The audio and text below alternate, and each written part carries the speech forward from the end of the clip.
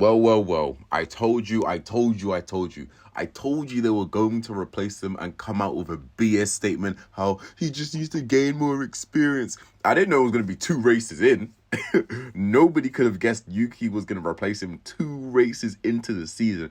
But that's Red Bull for you. Technically, that's a new record for Red Bull. Who would have thought after all the glazing that has been done of Liam Lawson, and I do mean glazing, I have made multiple videos about how Liam Lawson didn't deserve this seat in the first place. He's now out in 2 races. Oh, who could have possibly guessed that? Word on the street is that Honda did offer Red Bull a new deal to get him in the Japanese Grand Prix. Hence the reason they didn't, wait till, the half-season turnaround. I guess that's the reason why they arbitrarily have chosen the Japanese Grand Prix. Otherwise, it just feels very fast, if you know what I'm saying. Like, it doesn't give Yuki enough time to acclimatize and stuff like that. So that must be the reason they've got him in immediately.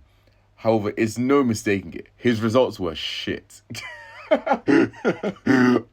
Liam. Oh, I feel so bad. His results were horrible, bro. His results sucked ass. I'm not even hate watching, but genuinely, what did Liam do to deserve the seat in the first place? Genuinely, he didn't deserve it.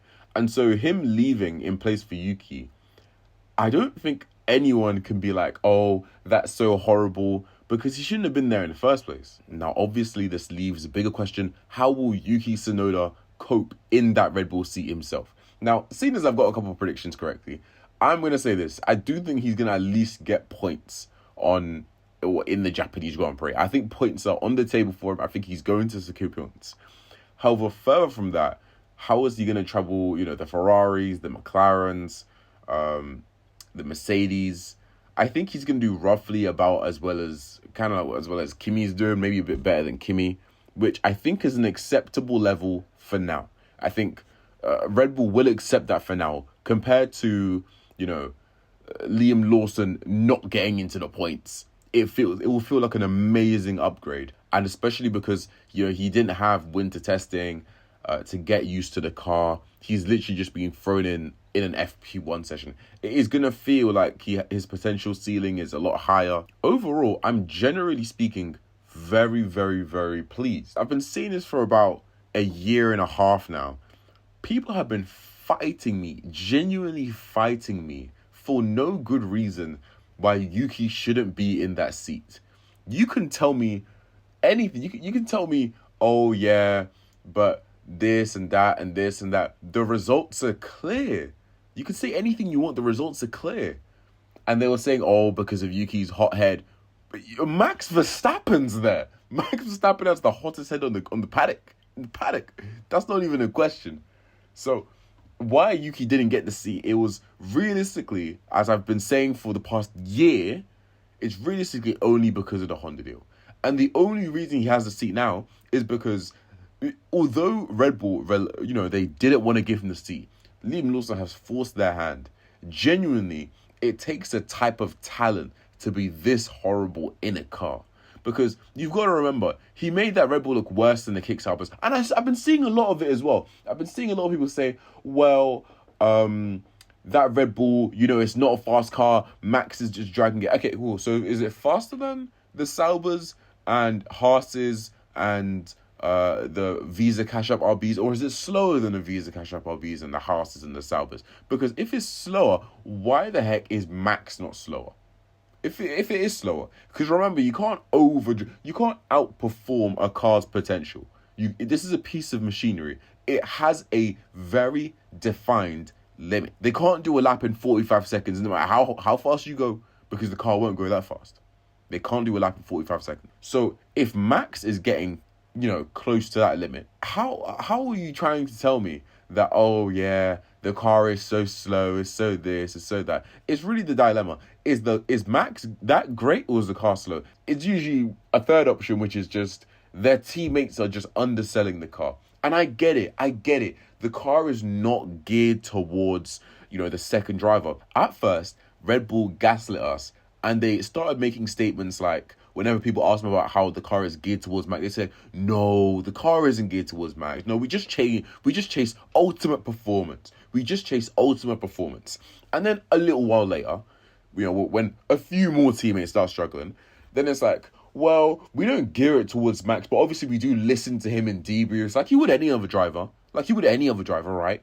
Then it became, oh yeah, well, obviously you want to go with your lead driver, the one that's already in front, the one that's leading the championship. So it makes sense that the car is slightly more geared towards Max. Then they went to, oh, but Max has been in the team for years, so obviously he's had a big impact on the way the car is made and this and that.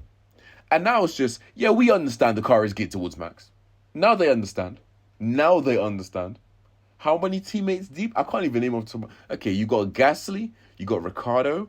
Does Ricardo count? Yeah, it counts. Because he low-key left because he got burnt by Red Bull, or he sensed he was about to get burnt by Red Bull.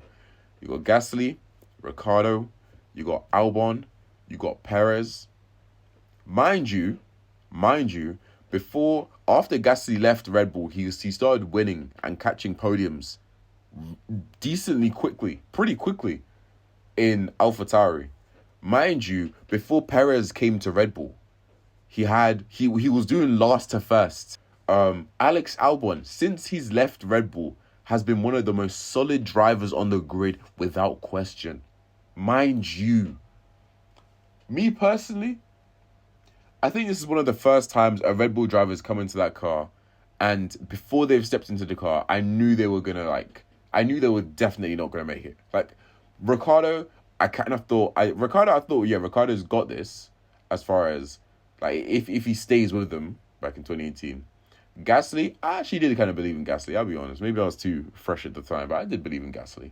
Albon showed us good glimpses, and then the car ultimately got the better of him. He stayed for like 1.5 years. Perez, I believed in a lot because of his experience. Obviously, he was doing very well at the time, and he was unfairly cut by the team. And then you have Liam. And now you've got Liam, it's like, well, like, if they didn't do it, sure, the inexperienced rookie will do it. We do rookie in quotations marks because he's not a rookie. He's been in Formula 1, but he has been comprehensively beat by Yuki. But apparently being comprehensively beat wasn't good enough by Helmut Marko. So, let's put him in the car.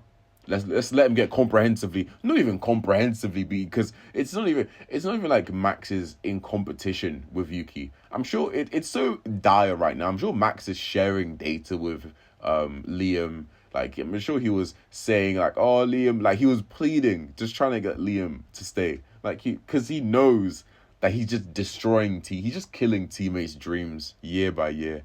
Him or the car, switch whatever way you want. But yeah, the rightful man is in the car.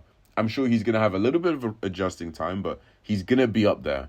And this is sad now, because now I have to, I like Mercedes is my team. I'm a Lewis fan as a driver. But now I'm also, you guys know I'm a massive Yuki fan. Like, this. So does that make me like a Red Bull fan? I can't be like a fan of the top three. That's bad. That's just pulling on my heartstrings now. But I do want to see Yuki Tsunoda win a race and catch a podium. That would be very good.